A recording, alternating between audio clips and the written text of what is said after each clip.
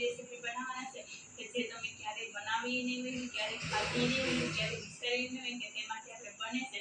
તો તે આપણે છે બિસ્કિટમાંથી છે તે આપણે બનાવવાના છે પેંડા. તો કઈ રીતના બનાવો તે હું તમને બતાવીશું કે તે પેંડા ખાશે તો બધાના પેંડાને ફુલાવી દેશે તેવા પેંડા બને છે. તો તમે ચોક્કસ બનાવજો.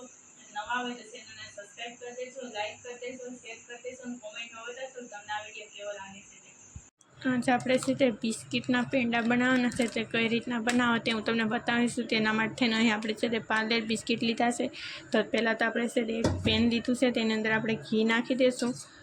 ઘી આપણે છે તે મોટી 1 ચમચી જેટલું આપણે છે તે ઘી નાખવાનું છે. આ રીતે તેને આપણે છે તે ઓગળવા દેવાનું છે સારી રીતે. કેમ કે ઘી ઓગળી જાય એટલે છે તેની અંદર આપણે અહીં આપણે છે ત્યાં આ રીતના છે તે બિસ્કિટને નાખી દેવાના છે. તમે તેને કટ કરીને નાખી શકો છો, પરંતુ આપણે છે તેને આખા નાખી દઈશું. તે છે તેમાં કટ થઈ જશે. અહીં આપણે છે તે 2 પેકેટ જેટલા બિસ્કિટ આપણે નાખી દીધા છે આ રીતે.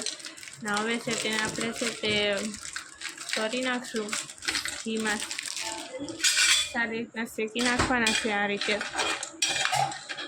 ઘીમાં શેકાઈ જશે એટલે છે તેની અંદર આપણે કઈ વસ્તુ નાખવાની છે તે હું તમને બતાવવાની છું. ગેસને આપણે હાઈ કરીને આપણે શેકી નાખીએ બિસ્કિટને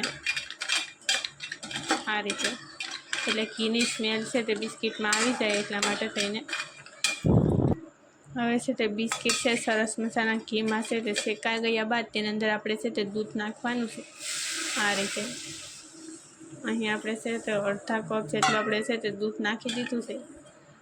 હવે છે તે બિસ્કિટને છે તો તેની અંદર છે તે શેકાવા દઈએ એટલે છે તે બિસ્કિટ છે તે પલળી જશે, એટલે માવા જેવા થઈ જશે આ રીતે.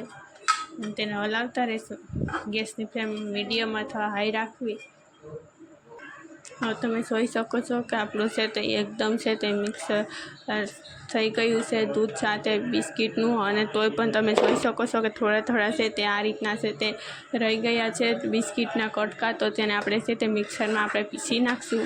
પહેલાં આપણે ગેસને ઓફ કરી દઈશું અને હવે છે તેને આપણે છે તે ઠંડુ થવા દઈએ. હવે તમે જોઈ શકો છો કે આપણે છે તે ઠંડા થઈ ગયા છે. તો હવે છે તેને આપણે છે તે મિક્સરમાં પીસી નાખવાના છે. તો અહીં આપણે છે તે ડબ્બું લીધું છે મિક્સરનું, તેની અંદર આપણે નાખી દઈશું આ રીતે.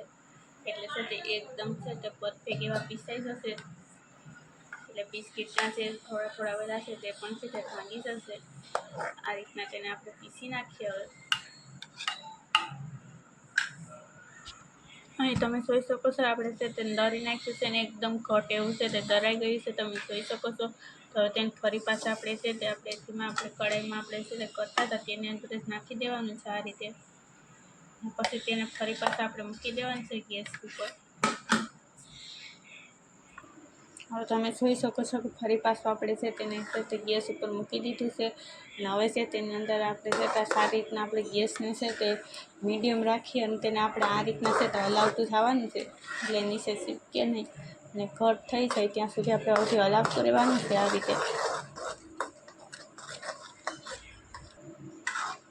અહીં તમે જોઈ શકો છો કે છે તે એકદમ છે તે ઘટ થઈ ગયું છે. તો હવે છે તેને આપણે ગેસની ફ્લેમ સ્લો કરી અને તેને આપણે છે તે રહેવા દેવાની છે. ત્યાં સુધી આપણે આગળની પ્રોસેસ કરી દઈશું. વચ્ચે છે તેને હલાવતા જશું. હવે તમે જોઈ શકો છો કે અહીં આપણે છે અડધા કપ જેટલી ખાંડ લીધી છે તેને નાખી દેવાની છે. હવે તેની અંદર આપણે પાણી નાખી દઈએ. તેની અંદર આપણે જેટલી ખાંડ લીધી છે તેટલું આપણે પાણી અંદર નાખી દેવાનું છે. હવે ગેસને આપણે ચાલુ કરી નાખીએ. ખાંડને આપણે ઓગળવા દેવાની છે. તેને આ રીતના આપણે હલાવી નાખશું અને તેને આપણે છે તે ખાંડને ઓગળવા દઈએ જ્યાં સુધી આપણી ખાંડ આખી ઓગળી જશે. પછી આપણે તેની અંદર કઈ વસ્તુ નાખશું તે હું તમને બતાવવાની છું. હવે આપણી ખાંડ છે તે ઓગળી ગઈ છે. તો તેની અંદર અહીં આપણે જે ટોપરું લીધેલું છે બજારમાં મળે છે તે જ લીધું છે તેને આપણે નાખી દઈશું. તે પણ આપણે જેટલી ખાંડ લીધી છે તેટલું ટોપરું લીધું છે તેને પણ મિક્સ કરી લઈશું સારી રીતે. આ રીતે હવે તેને થોડી વાર માટે થઈને ચડવા દઈશું ટોપરાને સાંસણીમાં. સાંસણીમાં એક્સેપ્ટ થઈ જાય ટોપરું તમે જો સ્કાઈપ પણ કરી શકો છો ન નાખવું હોય તો. હવે તમે જોઈ શકો છો કે એકદમ છે તે આપણે ચાસણીની અંદરથી બબલ્સ આવવા માંડી ગયા છે. તો આપણી ચાસણી છે તો આ રીતની જ કરવાની છે અને આ રીતના આપણે છે તો હાથમાં લઈને ચેક કરીએ છીએ તો આ રીતની થવી જોઈએ. એટલે આપણી પરફેક્ટ ચાસણી થઈ ગઈ છે. તો તેને આપણે છે ગેસને આપણે ઓફ કરી દઈશું. હવે જે ચાસણી છે તેને જ આપણે નાખી દેવાની છે. અહીં આપણે છે બિસ્કીટનું બનાવી રાખેલું છે તેની અંદર તેને પણ આ રીતના આપણે વચ્ચે વચ્ચે હલાવતું જવાનું હતું. એટલે છે તે નીચે છે તે ચીપકે નહીં એટલા માટે થઈને ગેસનો છે તે આપણે સ્લો કરીને પછી તેને આપણે રાખવાનું હતું. તો તેની અંદર હવે આપણે ચાસણી નાખી દઈએ. હવે આપણે છે તો આ રીતના ચાસણી છે તે નાખી દેવાની છે. હવે તેને ગેસને છે તે હવે છે આપણે હાઈ કરી દઈશું. આ રીતે ને આપણે હલાવતા જશું એટલે એકદમ ઘટ અને પરફેક્ટ એવું આપણું છે તે બની જશે મિશ્રણ. આ રીતે હલાવતા રહીએ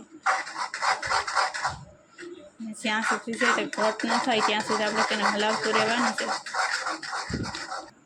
અહીં આપણે છે તો હવે તેને આપણે છે થોડું ઘટ થઈ ગયું છે તમે જોઈ શકો છો. તો હવે છે તેની અંદર આપણે છે તે રવો નાખવાનો છે. આ રીતે થોડો થોડો કરતું થવાનું છે, નાખતું થવાનું છે અને હલાવતું થવાનું છે. ગેસને આપણે છે તે મીડિયમ અથવા સ્લો રાખીને આપણે રવોને મિક્સ કરવાનું છે. આ રીતે કેમ કે એક સાથે બધો રવો નથી નાખી દેવાનો. કે રવો નાખશું એટલે છે તે આપણું એકદમ મિશ્રણ છે તે ઘટ થઈ જશે. આ રીતે હવે છે તેને આપણે છે સારી રીતના મિક્સ કરી લેવાનું છે અને હલાવતું રહેવાનું છે. હવે તમે જોઈ શકો છો કે આપણું છે તે એકદમ ઘટ એવું આપણું મિશ્રણ રેડી થઈ ગયું છે. તો તેને નીચે છે નીચે ઉતારી લેશું ગેસને ઓફ કરીને હવે અને તેને ઠંડુ થવા દઈએ આપણે. હવે તમે જોઈ શકો છો કે આપણું છે તે એકદમ ઠંડુ એવું થઈ ગયું છે. તો હવે છે તેની અંદર આપણે પેંડા કઈ રીતના વાળવા તે હું તમને બતાવવાની છું. જેથી કરીને તમે બ્લોગમાં કન્ટિન્યુ રહેજો. અહીં આપણે છે તેનો આપણે છે તે નાનો એવડો છે તે આપણે લુવો લેવાનો છે. આ રીતે તેને આપણે છે તે આ રીતના કરી રાઉન્ડ છે ભાતની મદદથી જ કરવાનો છે અને તેને આપણે છે તે એકદમ રોલ ટાઈપ આપણે કરીને તેના પેંડા આપણે બનાવી નાખવાના છે. જેમ કે જે રીતના બજારમાં મળે છે તે જ ટાઈપના આપણા પેંડા છે તે બની જાય છે. અને તમે જોઈ શકો છો તો તેને આપણે છે તે એક પ્લેટમાં કાઢી લેશું. આ રીતે અને આ રીતના આપણે બધા પેંડા છે તે બનાવી નાખીએ. પરંતુ તેની અંદર આપણે ઉપર પણ આપણે એક વસ્તુ નાખી દઈએ કે જેથી કરીને દેખાવ આવે. અહીં આપણે છે તેની ઉપર આપણે છે અહીં આપણે બદામ લીધી છે તો બદામને આપણે છે તે આ રીતના મૂકી દઈશું. જેથી કરીને નાના મોટા બધાને જ જોતા હશે તે ખાવાનું મન થઈ જાય તેવા આપણે છે તે પેંડા બને.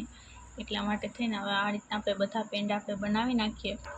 હવે તમે જોઈ શકો છો કે આપણા પેંડા બનીને રેડી થઈ ગયા છે. કેવા સરસ મજાના પેંડા છે તે બની ગયા છે. જેવા છે તે માર્કેટમાં મળે છે તે જ ટાઈપના આપણા છે તે પેંડા બની ગયા છે. તો આ રીતના તમે પણ બનાવજો અને નવા હોય તો ચેનલને સબસ્ક્રાઈબ પણ કરી દેજો, લાઈક કરી દેજો, સબસ્ક્રાઈબ કરી દેજો. કોમેન્ટમાં બતાવજો કે તમને આ વિડીયો કેવો લાગે છે તે અને જોતાં જ આપણે છે તે ખાવાનું મન થઈ જાય છે તેવા જ આપણા છે તે પેંડા બનીને રેડી થઈ ગયા છે. તો તમે ચોક્કસ બનાવજો અને છે તે બધાના પેંડાને પુરાવી દેશે તેવા આ પેંડા બને છે. તો નાના મોટા બધાના ફેવરિટ બનશે અને ઓછા ખર્ચમાં બની જાય છે તેવા પેંડા બને છે. તો ચોક્કસ બનાવજો. નવા હોય તો ચેનલને સબસ્ક્રાઈબ કરી દેજો.